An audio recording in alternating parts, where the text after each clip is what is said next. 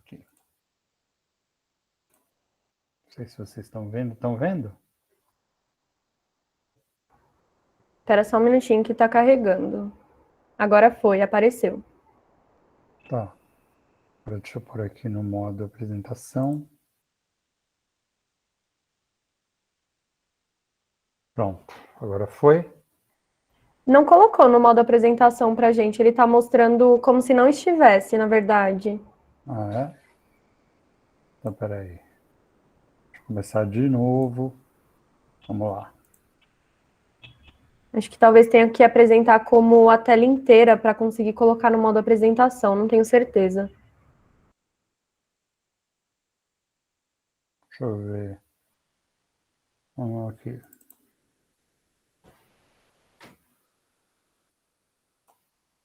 Vocês estão vendo alguma coisa? A gente está vendo a pasta de documentos agora. Ah, não abriu? Não,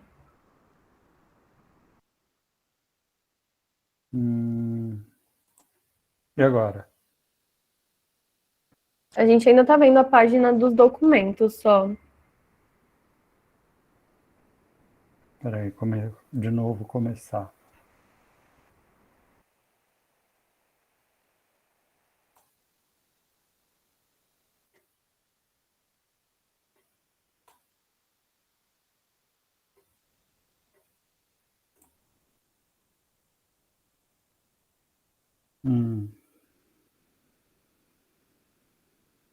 Estão vendo o quê? Agora parou a apresentação. Não está aparecendo nada? Não, saiu. Acho que vai ter que começar do zero. Peraí. Rapidinho. Uma hora vai.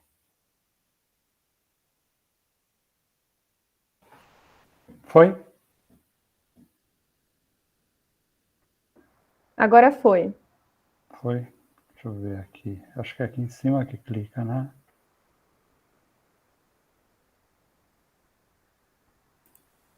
Foi? Não, a gente vê a tela do PowerPoint, mas ele não fica no modo apresentação. Eu acho que para ele ficar no modo apresentação, precisa compartilhar como a tela inteira e não uma janela. Ah, tá. Então vamos tentar assim. Vamos tentar assim, daí.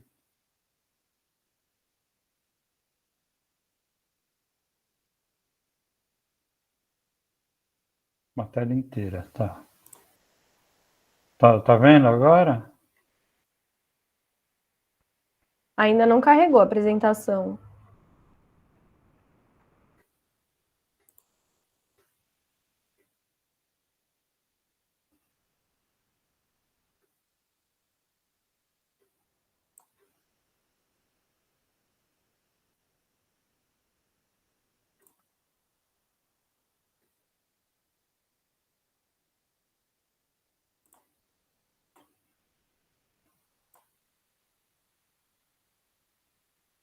Não estão vendo nada, né? Pedro, a Vitória colocou aqui no chat que dá para visualizar o slide mesmo sem colocar no modo apresentação, só com a tela do PowerPoint. É.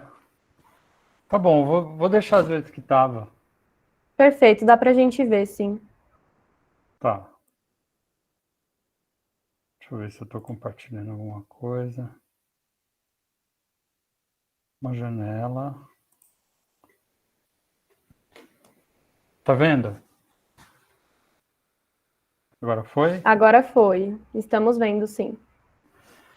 Tá, então eu começo falando essa citação budista, né, que na verdade tudo é relativo, né, que quem dá essa discriminação entre as coisas é a nossa sociedade, é a nossa conveniência, né? Então começa, desde que tudo no mundo é causado pelo concurso das causas e condições, não poderá haver nenhuma distinção básica entre as coisas. As aparentes distinções são criadas pelos pensamentos absurdos e discriminadores dos homens. No firmamento não há uma distinção entre o leste e o oeste.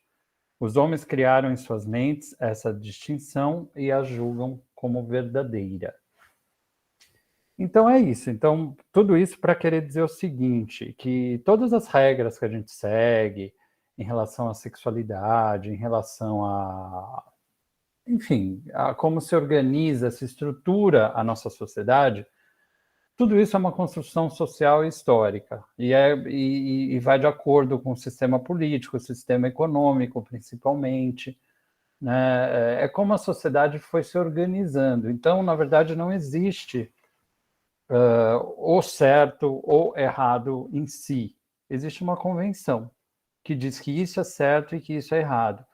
E essas coisas podem variar, né, de acordo com o tempo, de acordo com o local, né, uma coisa que é considerada certa hoje, no passado não era, e por aí vai. Daí na introdução eu falo sobre a relevância do estudo, né, porque realmente não tem muitos estudos publicados sobre a velhice de travestis, né? E, de novo, citando Foucault, aí eu falo sobre a ideia da normalidade, né? Que ela é construída, enfim, ela tem um poder, né? Que ela é exercida por meio de uma sedução, né?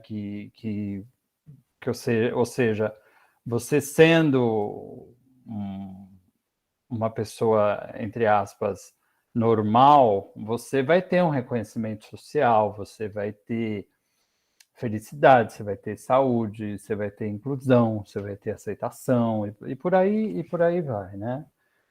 Daí eu coloco que as travestis, elas subvertem as normas de gênero heterossexistas, né? Por motivos óbvios, né?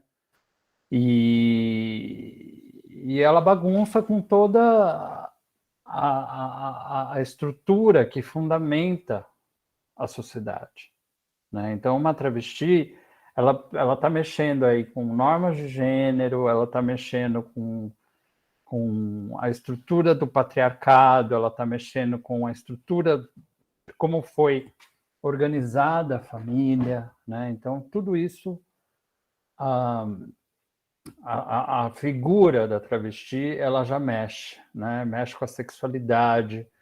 E quando é idosa, mexe mais ainda, porque tem essa questão da velhice e do envelhecimento, né? Que também, entre as pessoas não travestis, isso é um tabu na nossa sociedade, né? E daí o objetivo do trabalho é chamar atenção, né, sobre o processo de envelhecimento para o próprio grupo das travestis, né? Bem como para os demais segmentos da sociedade, né, em geral.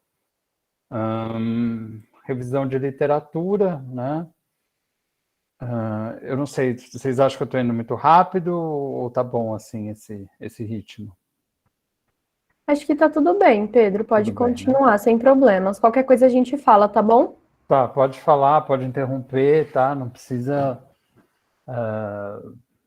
ficar ouvindo. Podem também interagir comigo, não tem problema, tá? Então, assim, com o advento do capitalismo comercial e industrial, o que aconteceu? Houve um processo de urbanização muito intenso na Europa. E isso obrigou a ter uma normatização, né, Quer dizer, sempre a sociedade teve algum regime de normatização, mas o que eu quero dizer é que com o processo de urbanização, isso ficou muito intenso, né? Por meio do biopoder, das biopolíticas, né?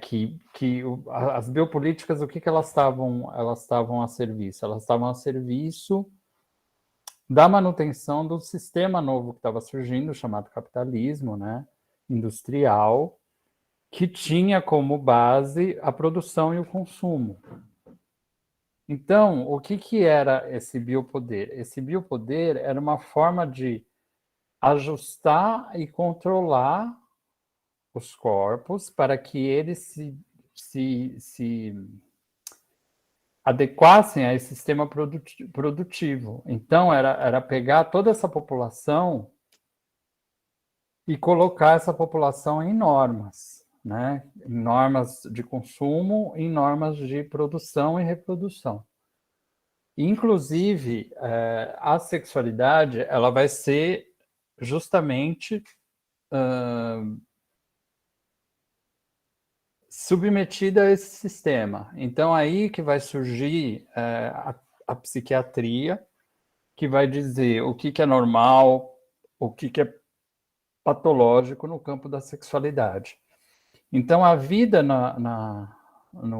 nos centros urbanos começou a colocar as pessoas mais ainda em caixas. Não que as pessoas não tivessem caixas antes, vivendo numa vida mais rural, né, que vem, né, principalmente do feudalismo, da Idade Média e tal. Mas quando está nessa cena urbana, né, que as pessoas já vão para as cidades por causa da Revolução Industrial e tudo mais, as regras elas ficam muito mais intensas, porque as pessoas ali elas estão convivendo muito próximas. Então, existe muito mais, inclusive, uma chance de você fiscalizar, de você controlar mais intensamente, né? Então, o objetivo do biopoder é gerir a vida da espécie humana, né? Dizendo o que a gente, como a gente tem que viver, né? Em nome de algo que foi criado como sendo qualidade de vida, né? Então, a qualidade de vida ela tem um monte de padrões, de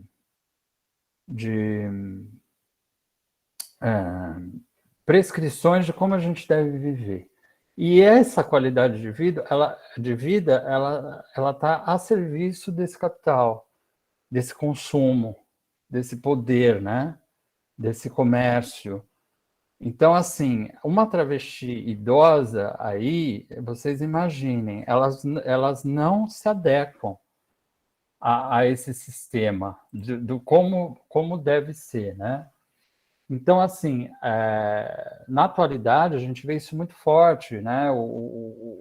A disciplina corporal, ela padroniza a nossa cabeça, né? Então, a gente tem que sempre ter um corpo malhado, um corpo jovem, um corpo bronzeado, um corpo magro, lipoaspirado, siliconado. Então, tudo isso para a sociedade é como se fosse assim, ó, você fez isso, então você tem esse padrão de vida, então você teve sucesso, você é uma pessoa, né, que fisicamente você transparece que você cumpre com o padrão. Então, se você cumpre com o padrão, então logo você tem sucesso na sua família, nos seus relacionamentos, você tem dinheiro, você tem sucesso profissional e etc, né? Então, tudo isso, esses padrões todos, serve para o quê? Para a sociedade legitimar e dizer, olha, você é uma pessoa que venceu na vida, né? Você tem a nossa aprovação, você tem o nosso aval. E falando um pouco de idoso agora, a gente sabe assim que os idosos tradicionais já não se encaixam mais nesse modelo padronizado da sociedade, né? Não se encaixam. Por quê? Porque eles não são ágeis, né? Eles não são rápidos, eles não são competitivos, eles não são independentes, eles não são considerados belos, porque a velhice é muito ligada à feiura, né? Eles não são sarados, eles não são produtivos, eles não são reprodutivos e eles não têm essa coisa do consumo compulsivo.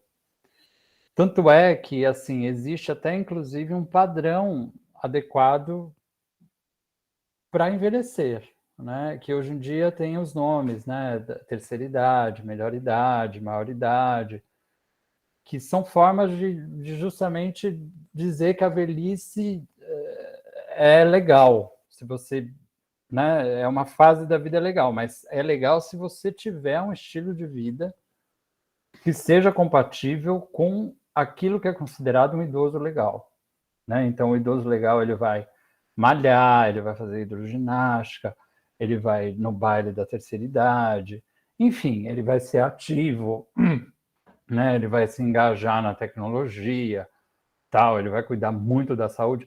Eu não estou falando aqui que o idoso não deva fazer isso, Eu estou querendo dizer o seguinte, que isso tudo acabou virando um comércio, né? Mais uma vez, a serviço do capital. E dessa forma toda de biopolítica, né? Então, assim, a sexualidade humana, ela vem justamente como uma especialidade das ciências biomédicas, né? Principalmente representado pela psiquiatria.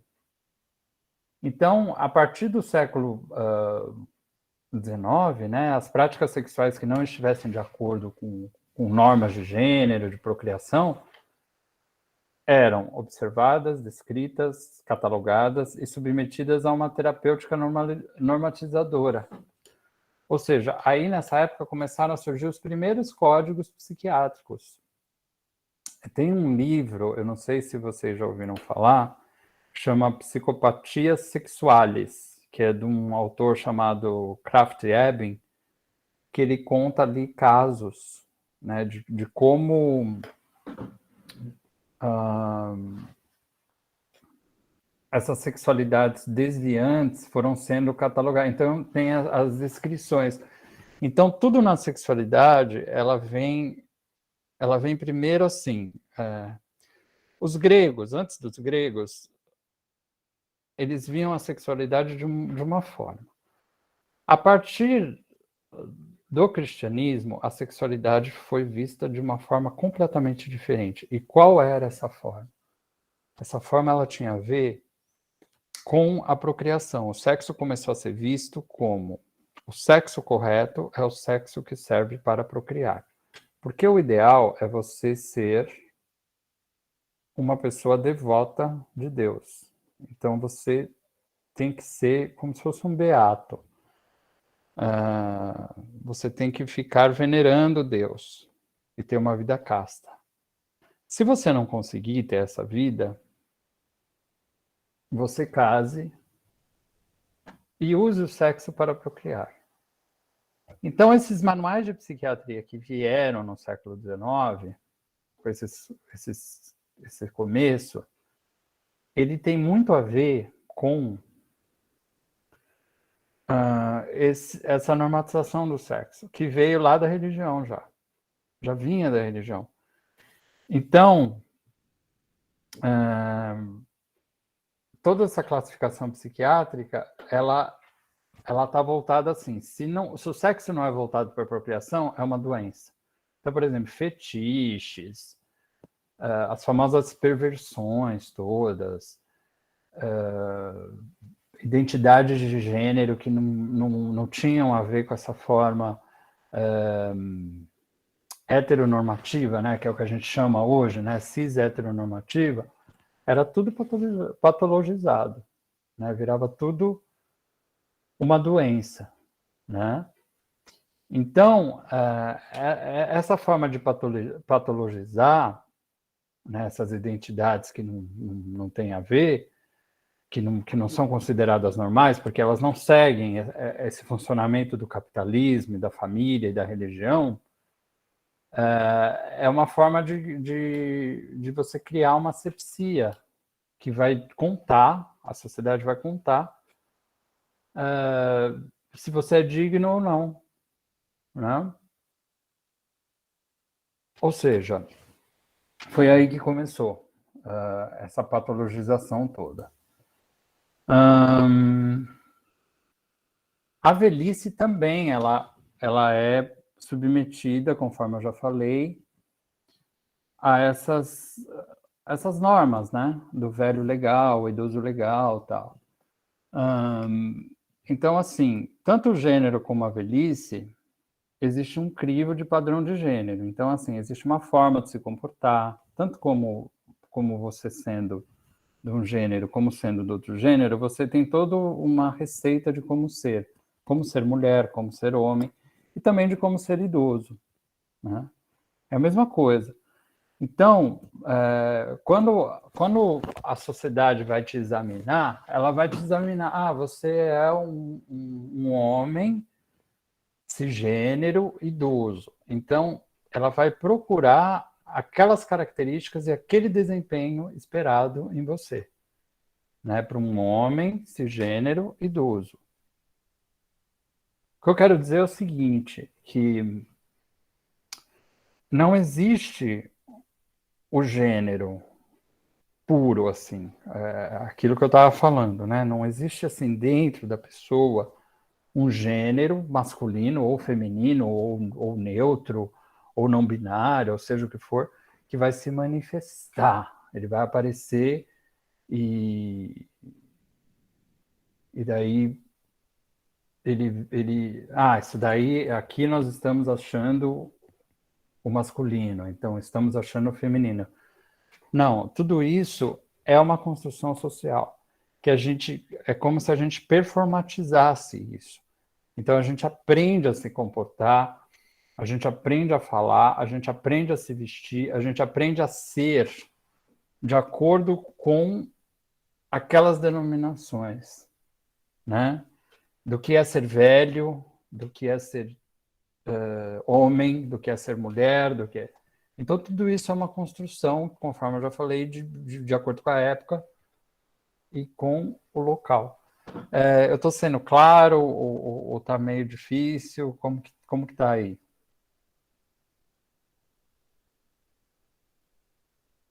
Tá ótimo, tá super claro, sim. Tá? Vocês querem fazer alguma pergunta?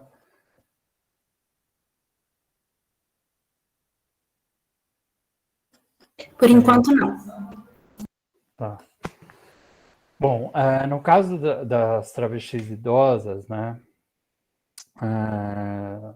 nós sugerimos que, assim, o que acontece?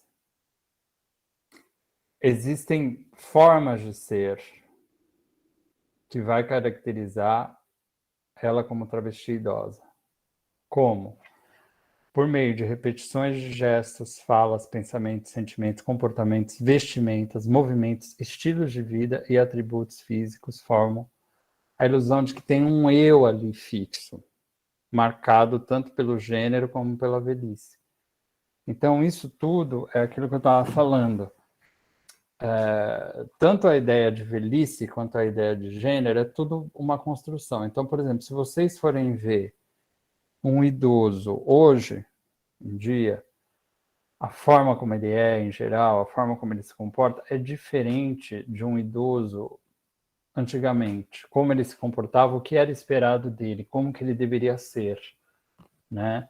Então, hoje em dia, conforme eu falei, o idoso ele tem que ser superativo, tal, né?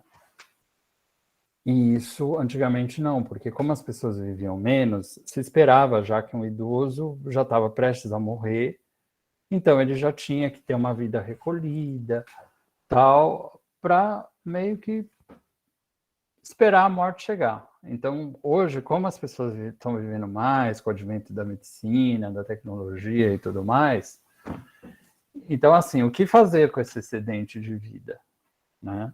O que fazer? Tem que aproveitar. O mercado tem que aproveitar. E o que ele faz? Ele extrai o consumo dessas pessoas. Tudo girando em torno dessa questão. Bom, a abordagem metodológica, né, que eu utilizei para o trabalho foi que eu fui no Grupo Gay da Bahia e no Centro de Referência da Cidade da Diversidade, né, da cidade de São Paulo, e eu conheci pessoas ali que eu pude entrevistar, né? Então, eu encontrei 3 pessoas. Então, o método que eu utilizei é um método de uma história, né? De histórias de vida. Então, no meu mestrado, vocês vão ver, depois eu posso mandar para você? Como é que eu faço o link? Pode me mandar sim, aí eu consigo disponibilizar. Tá bom. Tá bom? Tá certo. Então, eu trabalhei com histórias de vida, né? Então, assim, eu perguntava para a travesti desde quando, sei lá, ela lembra da vida dela, para ela ir contando, como se fosse uma biografia mesmo. E eu transcrevi tudo na íntegra. Daí aqui eu falo um pouco de memória, eu acho que é uma coisa meio que, não sei se é muito específica, né, do trabalho, né, que eu falo que quando a gente lembra de alguma coisa, né, a gente, na verdade, a gente refaz, a gente repensa, a gente reconstrói aquele fato, né, a partir do agora, a partir do hoje. Então, você lembrar de um fato agora é diferente de você ter lembrado desse fato, sei lá, vamos supor que o fato aconteceu há 10 anos. E você, 5 anos atrás, você lembrou desse fato. E hoje você lembra desse fato. Quer dizer, é diferente. Toda vez que você vai relembrar, você vai contar o fato, você reconstrói de novo aquela memória, né? Então aqui é mais baseado assim na metodologia tal e na linha teórica. Bom, em relação à primeira entrevistada, né, que é uma militante e tal, hoje ela é presidente da ANTRA, né, Associação Nacional de Travestis, ela fala em relação ao envelhecimento que o importante é se preparar, né, para envelhecer. E muitas travestis não fazem isso, pois elas não acreditam que elas vão chegar na velhice. Ou seja, elas vivem muito um instante. E isso é assim por quê? Né? Por causa do contexto de vida que elas vivem. Né? É um contexto muito violento. Então, elas acham que elas não vão chegar na velhice. Né? É um contexto que tem muita... Tem muita... A expectativa de vida de uma travesti é por volta dos 35 anos. Por quê? Porque desde cedo a travesti já é colocada numa dinâmica, né, muito complicada, porque a família não aceita, muitas vezes, não entende o que é ser travesti. As pessoas ainda encaram as identidades de gênero e as sexualidades, né, as orientações sexuais, muito como uma escolha, né? Como se a pessoa tivesse escolhido, ela acordou e falou assim, não, hoje eu vou ser travesti, então hoje eu vou ser homossexual, né? E a gente sabe que não é bem assim que acontece. Então muitas famílias não entendem aquela criança travesti, né? Aquela criança transexual e tentam corrigir. Na escola pior ainda. É bullying atrás de bullying e tal. E daí, muitas vezes, essas crianças não conseguem nem estudar. E assim que é possível, quando elas crescem um pouquinho, tipo, sei lá, 12, 13, 14 anos, saem ou fogem de casa, ou são expulsas. Uma coisa dessas acontece. Então, sem escolaridade e sem família e sem nada, né, sem apoio, sem proteção, sem carinho, elas vão parar na única coisa que elas conseguem fazer, que é a prostituição.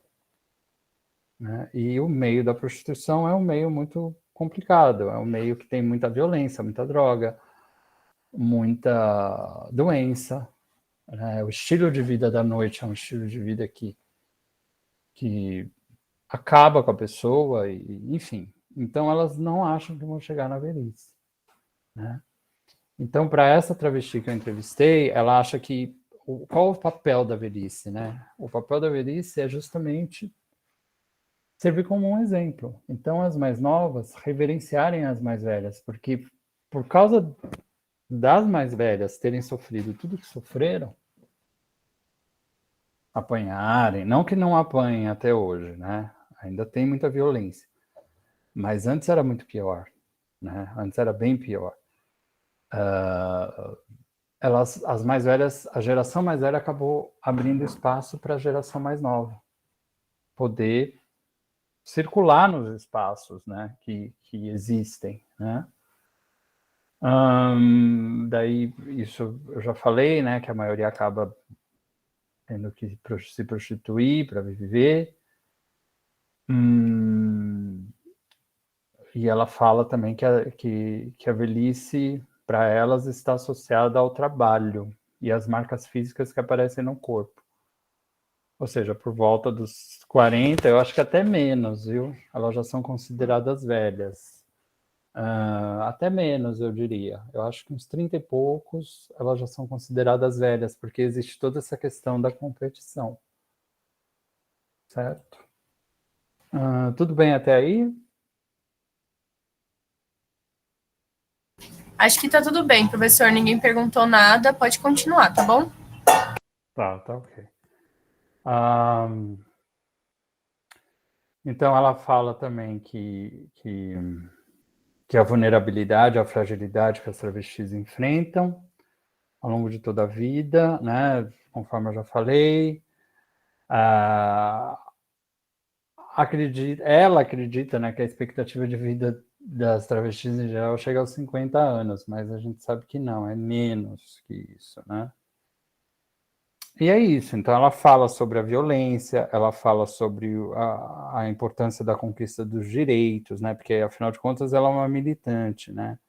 Ela fala da importância de se preparar para a velhice, tudo isso ela coloca, a primeira entrevistada, né? Fala muito de direitos humanos, bastante, né? Fala muito de situações de violência, de transfobia que ela mesma sofreu na vida dela, ela conta muito isso. Daí eu passo agora para a segunda entrevistada, né? A segunda entrevistada, ela acha importante, né, ser um modelo por meio da exemplificação, sem ter que ditar regras para as demais, né? Ou seja, ela também pontua essa importância das travestis mais velhas servirem como exemplo para as mais novas, né? E essa segunda travesti que eu entrevistei, ela inclusive ela é uma educadora social, ela trabalha no Grupo Pela Vida, e ela tem uma vida assim, teve uma vida, né? Ela é viva ainda, ela tem mais de 70 anos e ela teve uma vida até então muito incrível, né? De morar no exterior, de viver nos anos 80, a época terrível do HIV, da pandemia do HIV, dela, inclusive, ajudar, né? Ela fez um curso de enfermagem, ajudava pessoas que estavam recebendo tratamento. Então, assim, ela tem uma experiência muito vasta, muito interessante, muito rica de vida, né? Que vale a pena ler a segunda entrevista. A primeira também vale, a segunda entrevistada também, né? Que mais? Ela destaca que eu a entrevistei isso em 2009, tá? Eu defendi meu mestrado em 2010. Então, por aí você já vê que já faz 12 anos, né, que eu a entrevistei. Então, e ela, na época, ela contava, né, que ela na época, ela tinha 60 e ela contava que ainda era procurada sexualmente, que é um outro mito, né, que a gente tem. A gente acha que o idoso, ele não tem mais sexualidade, né? E ela fala dessa coisa de ser mais velha e ter capacidade de escolher melhor, né? E ela faz uma analogia em relação à velhice que eu achei muito interessante. Ela afirma que, por exemplo, que a árvore que tem sombra e dá bons frutos desperta interesse, né? Todos querem estar ao seu redor. A árvore velha é seca, sem folhas e frutos, portanto é solitária. Faz parte da cultura ocidental associar a velhice à solidão, feiura e esterilidade, né? Então, ela diz que, para ela, uma forma de enriquecer, né, de ser uma árvore frondosa, é por meio do conhecimento, da sabedoria, da elegância, da experiência, né, que são importantes antídotos contra o envelhecimento. né? Que ela diz que quando uma pessoa é interessante, os demais não querem que ela envelheça. Portanto, não irão reparar nas suas marcas, né?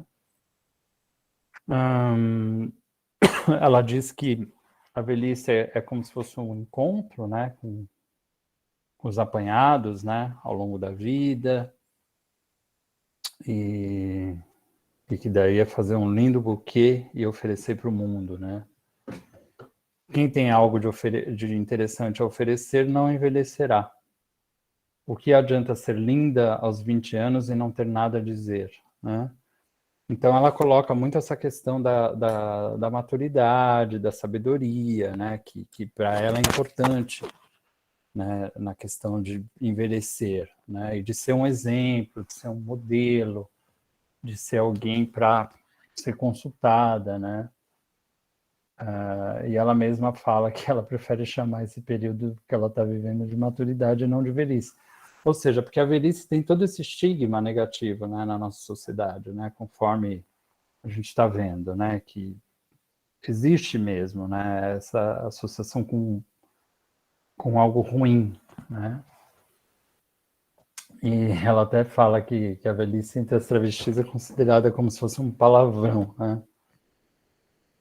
Então, assim, essa segunda entrevistada, ela é bem articulada, é uma pessoa muito interessante mesmo de ler o relato da vida dela, porque é muito rico as experiências dela. Então, aqui eu coloquei algumas pinceladas, né, só para a gente ter alguma noção.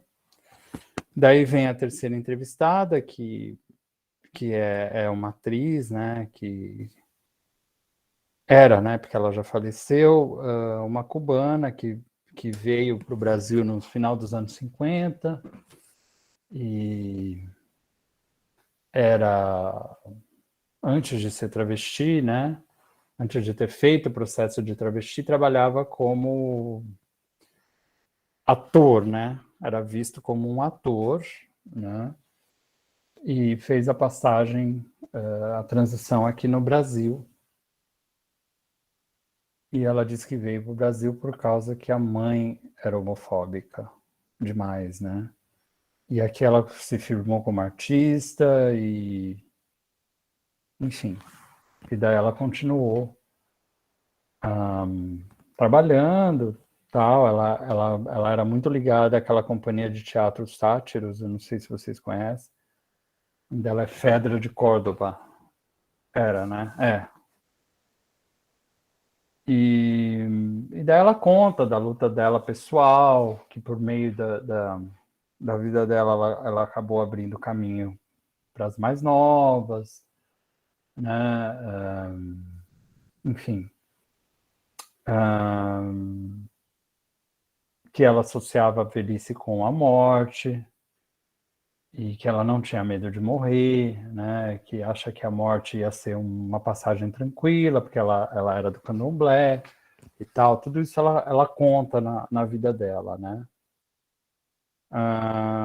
E sempre a gente vê nas travestis mais velhas essa coisa do modelo, né? De servir como um modelo, né?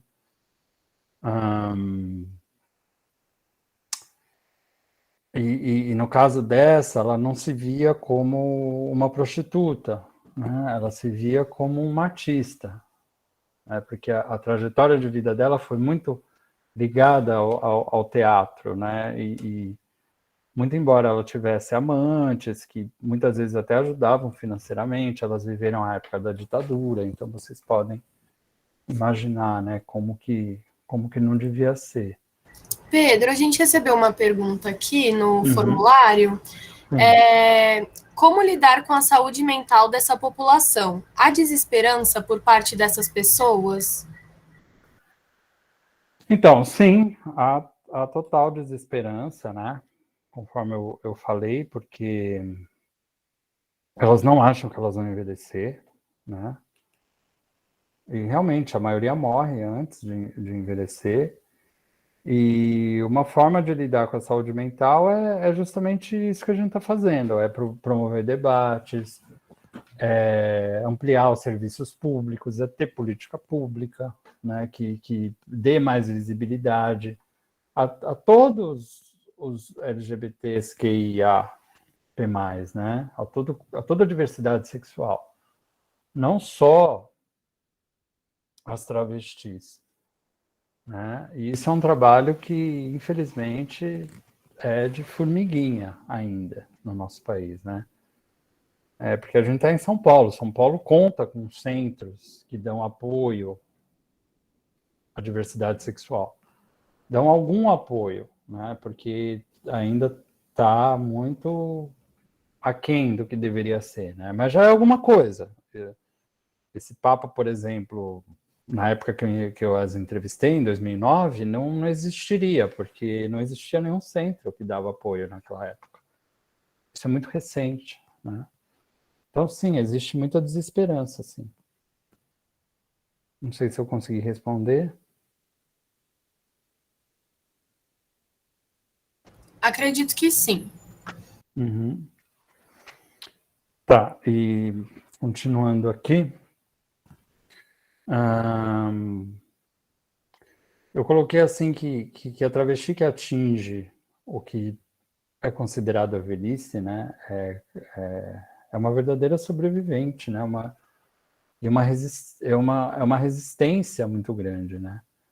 Por quê? Porque ela vai contra todo aquele modelo de corpo, modelo de vida, de como uma pessoa deveria ser, né?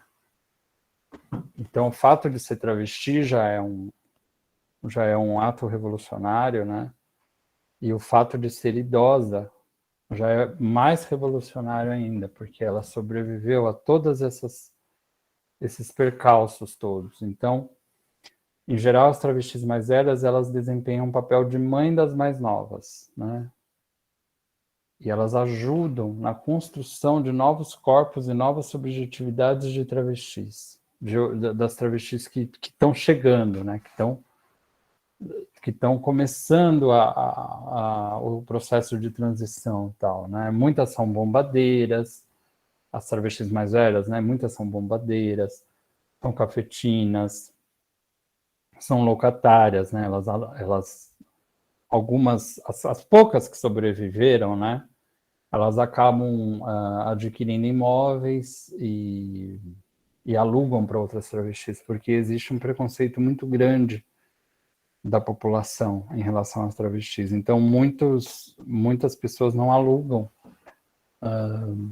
imóveis para travestis. Então, as próprias travestis acabam desenvolvendo um comércio entre elas, né, no próprio meio da diversidade sexual, né?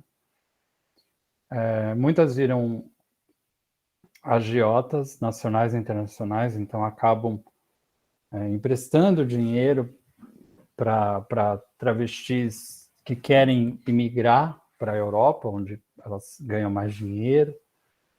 E muitas vezes essas travestis mais novas acabam até virando como se fosse...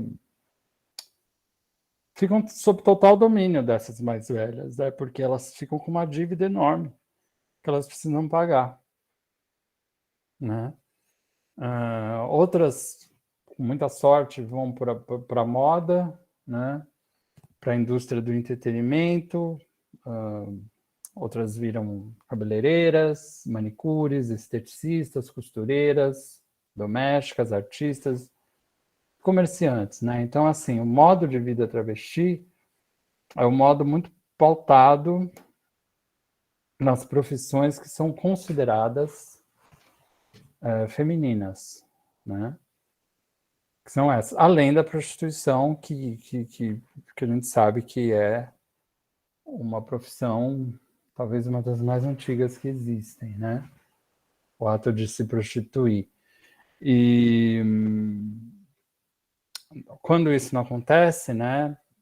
Quando elas não conseguem um papel na sociedade, por mínimo que seja, acabam na miséria, vivem da caridade de alguém, vão para algum asilo, algum lugar, ou até mesmo se tornar pessoas em situação de rua, né? Então, assim, é muito cruel mesmo, é muito cruel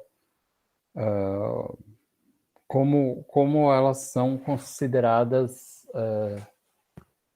como não humanas, inclusive, né? É bem terrível mesmo o que nós, sociedade, fazemos, né? As travestis. Atravessam a vida de forma invisível, né?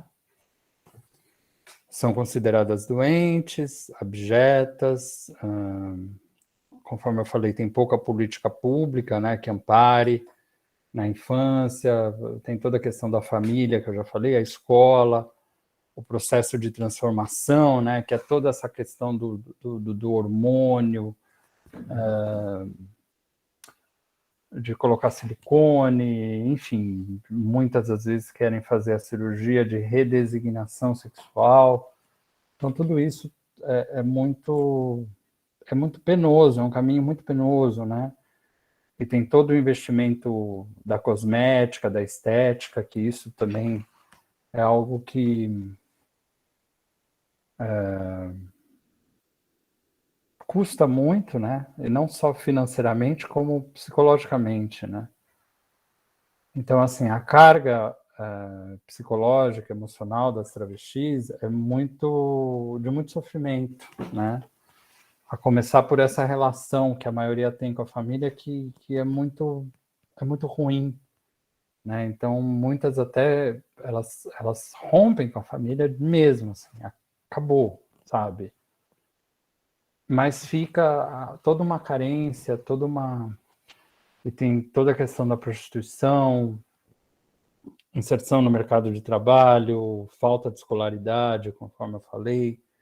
Então não existe muito um preparo, né, para elas irem para a vida do mercado de trabalho. Além do mercado de trabalho, também excluir, mesmo que apareça ali uma travesti qualificada, muitas vezes ela não é contratada por causa do preconceito, né?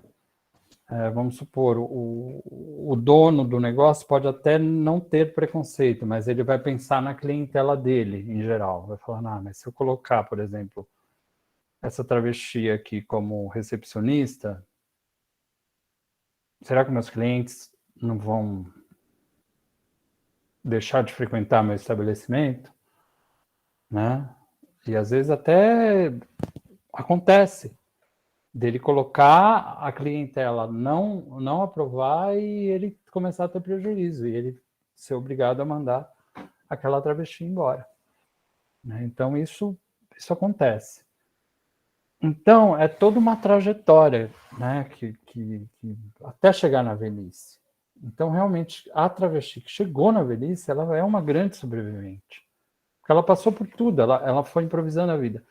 E nas entrevistas que estão ali no meu mestrado, que estão transcritas na íntegra, elas contam, cada uma conta o que fez e como fez para chegar na velhice. E eu acho interessante, assim, tem pontos em comuns, mas também tem muitos pontos que não são comuns, porque cada uma ali é única, é uma, e foi inventando a sua vida de uma forma, e, consequentemente, a sua velhice também é de uma forma, né? E daí, como consideração, né, final, eu coloco que tem muito ainda que ser feito, né, no Brasil, em relação à população em geral, em relação aos direitos e deveres, né, em vários aspectos, né, saúde, educação, etc. Apesar de controlarem as políticas públicas, dão visibilidade, existência, assegurando direitos e deveres às travestis, né? Então, assim, a gente vê que né, existe uma política pública que dá um amparo a uma pessoa não travesti idosa de uma maneira ainda muito ruim, né? A gente vê que o idoso não travesti no Brasil sofre muito. Agora, imagina uma pessoa idosa travesti, né? Se a população não travesti já sofre, imagina a população travesti. Então, assim, ainda temos muito um trabalho de educação a ser feito, né? E daí eu coloquei aqui que, traçando uma analogia entre o pensamento filosófico de Nietzsche e as travestis idosas, podemos perceber que elas desde pequena, né, as normas de gênero são impostas para elas, né? Mas elas não se intimidam com isso. Então elas rompem isso, elas enfrentam essas normas de gênero. Elas acabam desenvolvendo a sua própria forma de ser. E isso faz com que isso aumente a potência delas para ação, para a existência, né? Então, assim, é uma existência de superação, né? É uma existência de muita superação.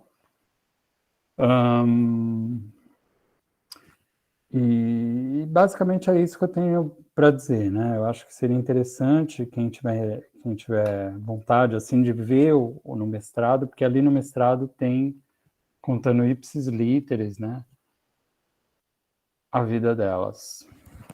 Então é isso, basicamente.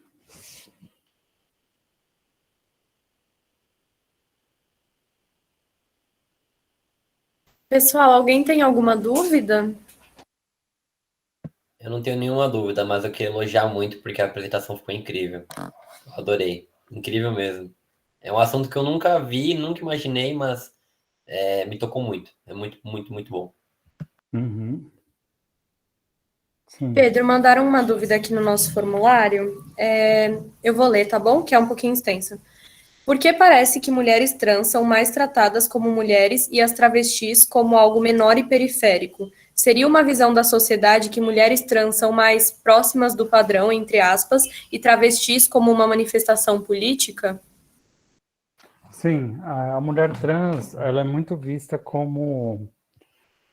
Porque, assim, tem toda uma categorização pelos códigos de doença, né?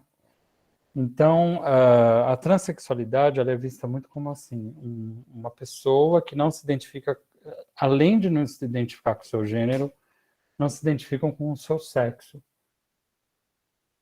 Então, o que acaba acontecendo? As pessoas transexuais são vistas como aquelas que querem fazer a mudança de sexo. Agora, a travesti não. A travesti, ela não necessariamente quer fazer uma mudança de sexo, né? E o que acaba resultando? Que, como a travesti fica nessa coisa de um não lugar, né? Porque ela não se adequa totalmente à norma de gênero, porque ela não quer fazer a mudança de sexo, que hoje em dia a gente não chama mais assim, a gente fala readequação sexual, né? Cirurgia de readequação sexual, porque a pessoa sempre ela nasceu se percebendo daquele jeito. Então ela vê o pênis, o órgão, vê como estranho, então ela quer tirar, porque para adequar ao gênero como ela se pensa. Então, como a travesti não faz isso, em geral, e ela, inclusive, ela ganha dinheiro por causa do órgão sexual, né? A gente sabe disso, que nas relações sexuais existe isso. Ela tem esse contexto da prostituição e da marginalidade. Enquanto a mulher trans, ela é mais vista como uma pessoa doente, que vai fazer uma cirurgia, vai fazer uma readequação, tal. Então, assim, e a travesti não, a travesti está muito ligada ao contexto dessa coisa do mundo marginal mesmo, né? Então tem essa diferença, sim, eu concordo.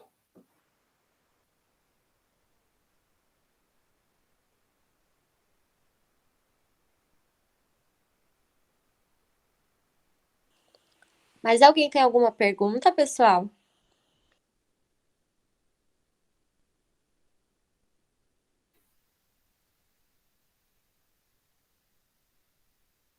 Bom, Pedro, então eu acho que a gente encerrou por hoje. Muito obrigada pela palestra. Foi um tema super valoroso para a gente, pelo menos para mim, eu senti que foi... É um tema que não é muito abordado, não se é muito falado, e eu gostei bastante da sua apresentação. Acho que, como dá para ver aqui pelos comentários, o pessoal também adorou a apresentação e está agradecendo muito pela aula. Sim. Lembrando que eu não sou professor, eu sou psicólogo, né? Eu sou psicólogo clínico, eu atendo online, inclusive. Então, assim, isso foi um mestrado que eu escrevi, que virou um livro. Então, meio que eu estou falando sobre ele. Eu não tenho prática de aula, de didática, entendeu? É isso que eu quero dizer. Mas mesmo assim, sua tese foi excelente, assim. Obrigado, Tatiane. Obrigado. Bom, acho que a gente vai encerrar então, pessoal, lembrando que a lista de presença já está disponível nos comentários. O nosso próximo encontro vai ser daqui 15 dias e a gente vai ter a aula que foi trocada, que é saúde menstrual na população carcerária.